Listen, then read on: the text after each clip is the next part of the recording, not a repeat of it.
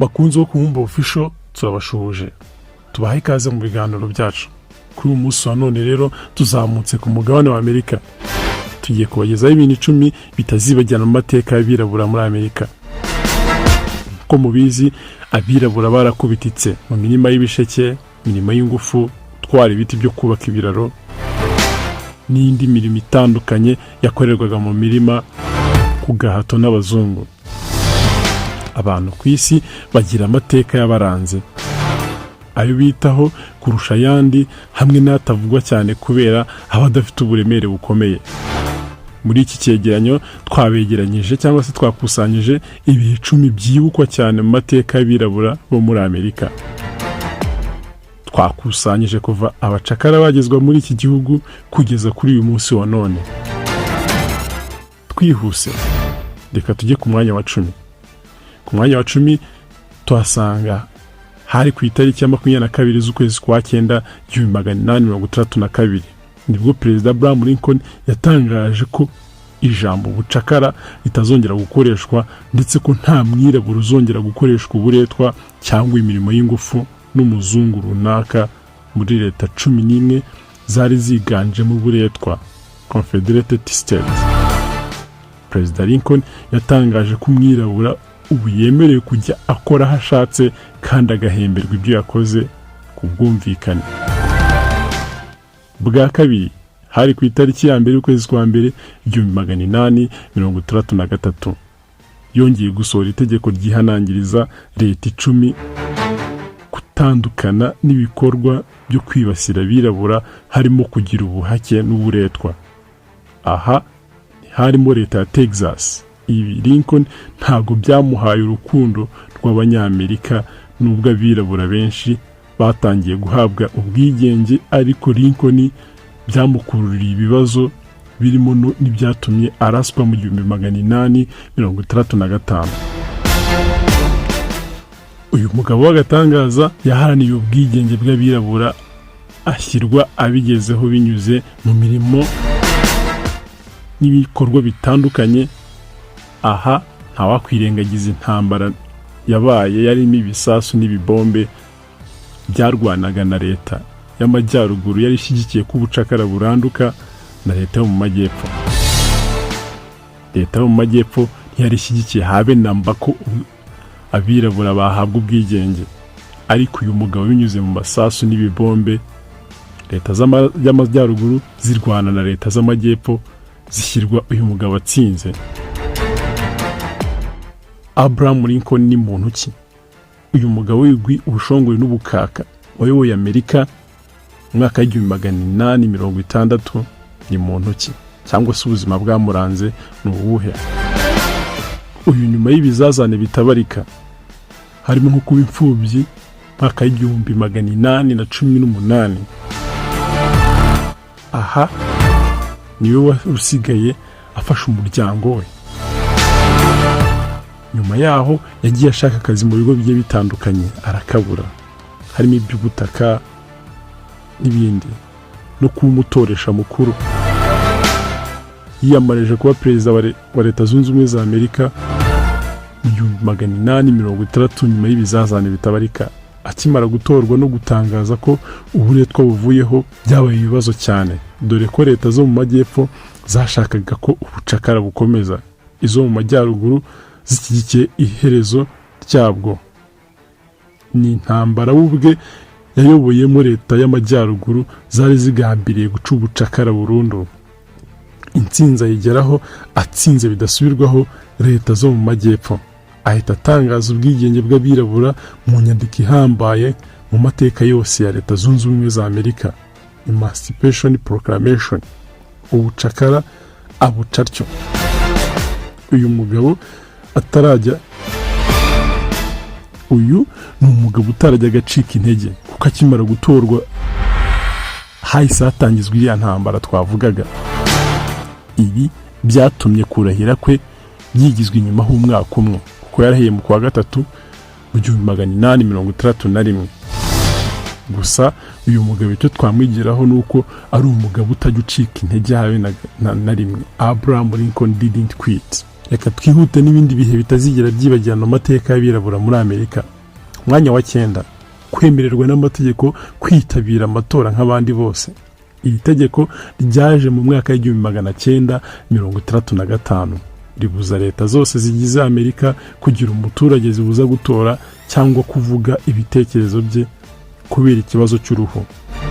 Iri tegeko ryihanangirije abatoteza abirabura, ribuza bidasubirwaho ibikorwa byose by'irondaruhu.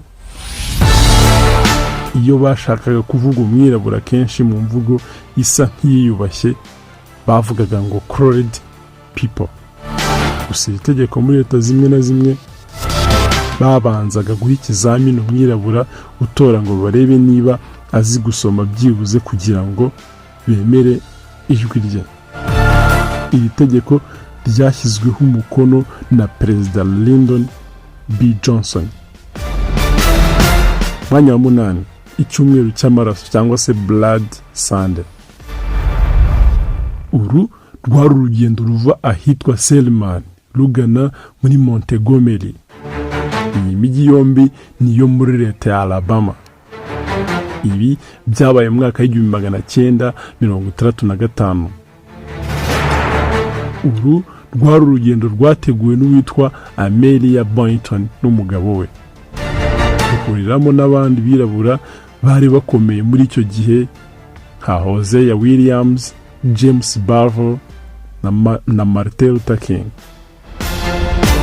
Hari ku itariki ya 8 z'ukwezi kwa 3 1965 ubwo abantu bagera kuri 600 bisutswemo n'abapolisi bitwaje ibikoresho byo kubakumira, barabakubita bihagije, bamwe baranafungwa. Gusa abasigaye ntabwo bacitse intege, bongeye kugerageza urwo rugendo umunsi ukurikiyeho nabwo birananirana. Gusa bakomeje kugerageza mpaka ku itariki 31 z'ukwezi kwa 3 ahagezwe ibirometero 87.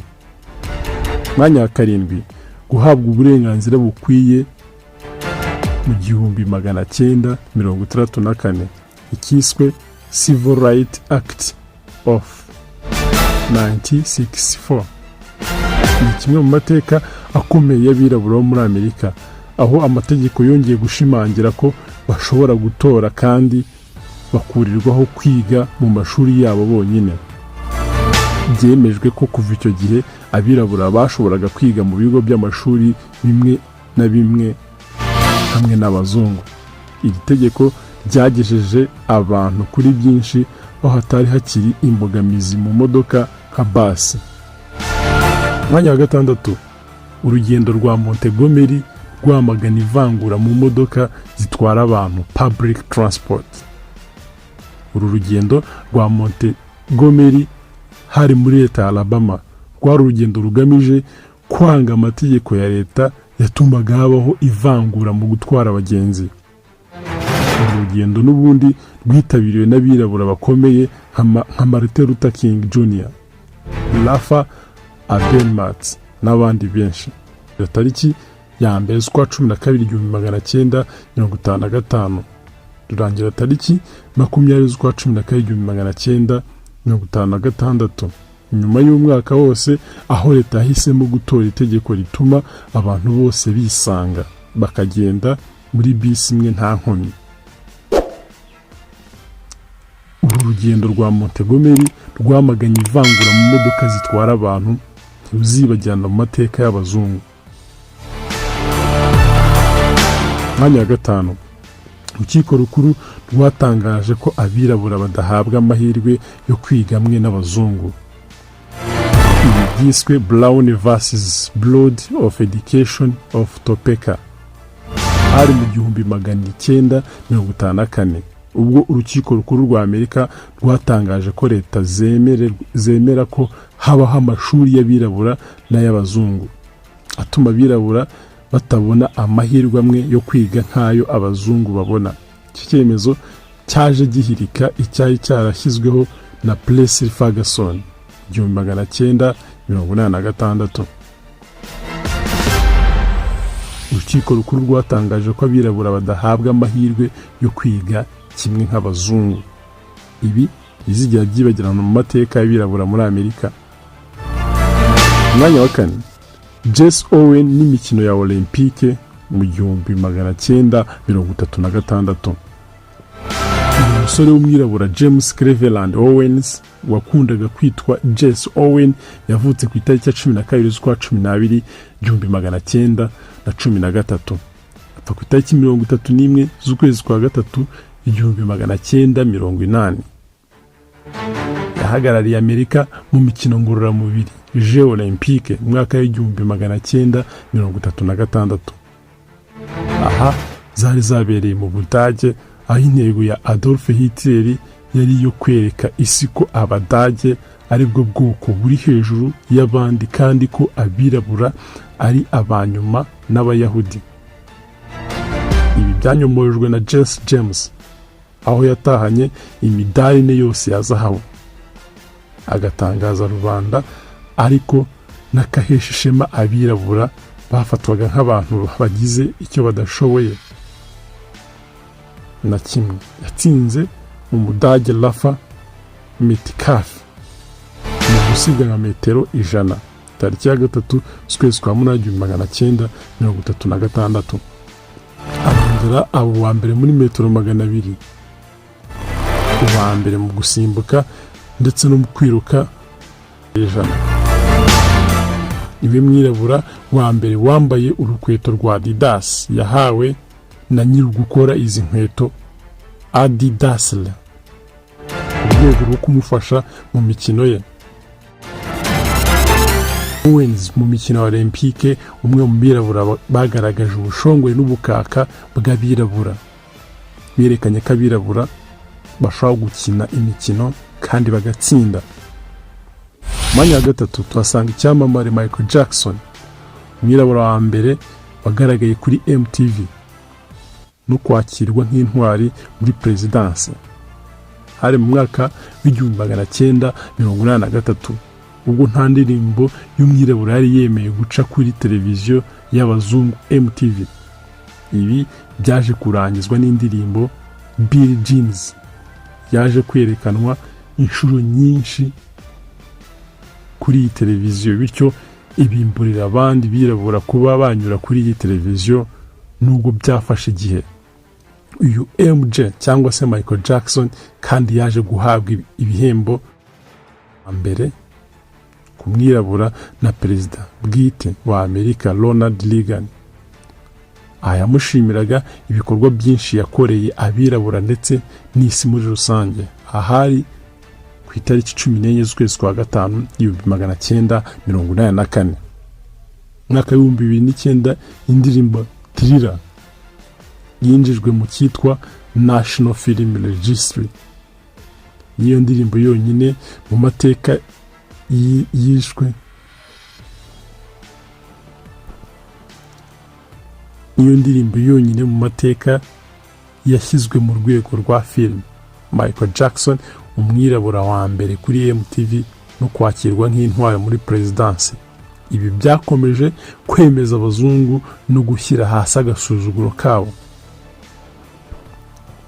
Michael Jackson cyangwa se MJ, umwirabura wa mbere kuri MTV no kwakirwa nk'intwari muri presidence. Ibi byakomeje kwemeza abazungu no gushyira hasi agasuzuguro kabo. Reka twihute no ku mwanya wa kabiri, urugendo rwa Washington mu 1963. March on Washington. Urugendo rwabaye tariki ya 28 z'ukwa 8 1963. Wahuriramo abantu batagira ingano bateguye, harimo Martin Luther King. Wanahavugiye ijambo ryasigaye mu mitwe ya benshi, ijambo ngo I have a dream. Iri ryavuzwe tariki ya 28 z'ukwa 8 1963. Impamvu nyamukuru y'urugendo yari yo kugaragaza agahinda n'akababaro abirabura babayemo, cyane cyane abaga muri leta z'amajyepfo ya Amerika bakoreshwaga imirimo irenze ukwemera. muri iki gikorwa hari hateganyijwe kuza kuvuga no gushyira mu majwi amazina ya bamwe mu bayobozi batuma abirabura batabona uburenganzira, kubera ko batabyitagaho gusa ntago byaje kubaho. Abanyamuryango b'ikitwa National of Islam harimo Malcolm X ntabwo bari bemerewe kugera hano kubera ko hari byinshi batemeranyagaho na Martin Luther King. Ubusanzwe Malcolm X we yumvaga ko abirabura bagera ku gasongero k'ubwigenge hajemo ingufu n'iterabwoba, ariko Martin Luther King we yashaka ko abirabura bagera ku gasongero binyuze mu guca bugufi no mu mahoro. Malcolm X we wavugaga ati by any means,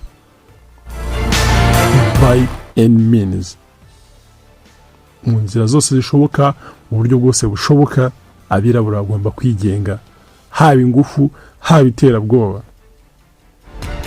Ati icyo twakora cyose niyo byasaba ingufu kuko twarihanganye bihagije. Iri jambo Luther King yavuze I have a dream ryanyuze imbaga yari aho kuri Lincoln Memorial. Kuri ubu rifatwa nka rimwe mu magambo akarishye mu mateka ya Amerika yose. Iri jambo ryavuzwe bitewe n'ubugome bwakorerwaga abirabura. Ijambo ritazigera ryibagirana mu mateka y'abirabura.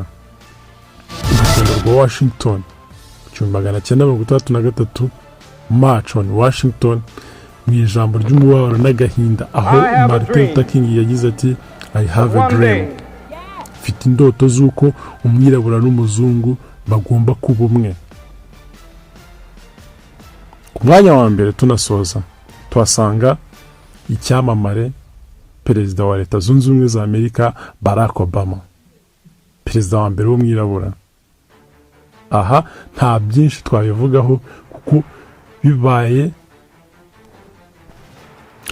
Ku mwanya wa mbere tuhasanga icyamamare perezida wa Leta Zunze Ubumwe za Amerika, perezida wa mbere w'umwirabura.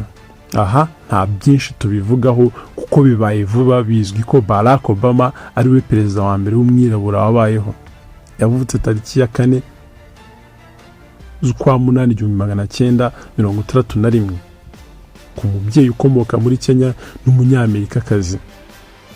Yarahiriye kuba perezida wa Leta Zunze Ubumwe za Amerika ku itariki 20 z'ukwezi kwa mbere muri 2009. Atangira manda ye ya mbere y'imyaka 4. Barack Obama, perezida wa mbere wa Leta Zunze Ubumwe za Amerika w'umwirabura. Hari abandi bayobozi bagiye babaho nka Wilder wabaye guverineri wa mbere w'umwirabura, yayoboye leta ya Virginia ahagana mu 1989. Hari abandi nka Jackie Robinson, umwirabura wa mbere wemereye gukina muri MLB, Major League Baseball, akinira ikipe ya Brooklyn Dodgers mwaka w'1947. Tiger Woods, umwirabura wa mbere wageze ku ntera ikomeye mu mukino wa golf. Oprah Winfrey, umwirabura wa mbere wagize ikiganiro gikunzwe kurusha abandi.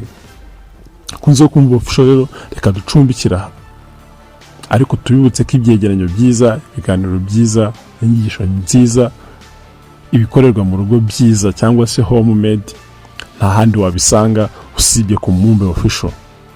Ku Mubumbe official, a place to learn more with us. Hasta la vista.